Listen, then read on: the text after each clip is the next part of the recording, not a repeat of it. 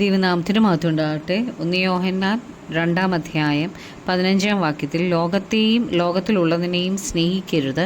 ഒരുവൻ ലോകത്തെ സ്നേഹിക്കുന്നു എങ്കിൽ അവനിൽ പിതാവിൻ്റെ സ്നേഹമില്ല.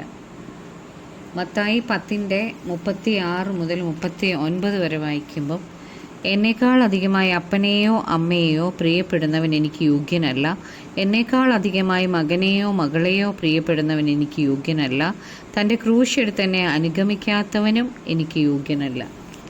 അപ്പം ദൈവത്തേക്കാൾ അധികമായി ലോകത്തെ സ്നേഹിച്ച 4 പേരുടെ കാര്യമാണ് നമ്മൾ കാണാൻ പോകുന്നത്. പൗലോസ് അപ്പോസ്തലനോടൊപ്പം കർത്താവിൻ്റെ വേലയിലായിരുന്ന ദേമാസ് ഈ ലോകത്തെ സ്നേഹിച്ചിട്ട് പൗലോസ് അപ്പോസ്തലനെ വിട്ടിട്ട് തെസ്സലോനിക്കയിലേക്ക് പോയി.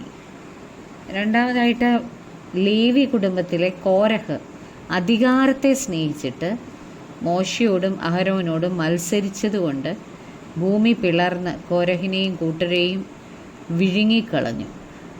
മൂന്നാമതായിട്ട് പ്രവാചകനായ ബിലെയാം കൂലി കൊതിച്ച് ഇസ്രായേൽ മക്കളെ കൊണ്ട് വിഗ്രഹാർപ്പിതം തിന്നാൻ ബാലാക്കിന് ഉപദേശിച്ചു കൊടുത്തു. അതിനാൽ അവൻ യുദ്ധത്തിൽ കൊല്ലപ്പെടുന്നതായിട്ട് നാം കാണുന്നുണ്ട്. ജ്ഞാനികളിൽ ജ്ഞാനിയായ ശലോമോൻ തൻ്റെ വാർദ്ധക്യത്തിൽ തൻ്റെ ഭാര്യമാരുടെ വാക്കുകേട്ട് അന്യദൈവങ്ങളെ സേവിച്ചു. അങ്ങനെ വിശ്വാസ വീരന്മാരുടെ പട്ടികയിൽ നിന്ന് താൻ പുറത്തായി.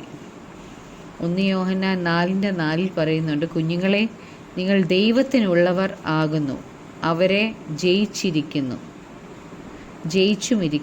നിങ്ങളിലുള്ളവൻ ലോകത്തിലുള്ളവനേക്കാൾ വലിയവനല്ലോ. നമ്മുടെ ഉള്ളിലുള്ളവൻ ലോകത്തിലുള്ളവനേക്കാൾ വലിയവനാകയാൽ ഈ ലോകത്തെ സ്നേഹിക്കാനല്ല കർത്താവ് നമ്മളെ വിളിച്ചിരിക്കുന്നത്, ദൈവത്തെ അധികമായി സ്നേഹിക്കാൻ. അതിന് കർത്താവ് നമ്മളെ സഹായിക്കട്ടെ. സ്തോത്രം.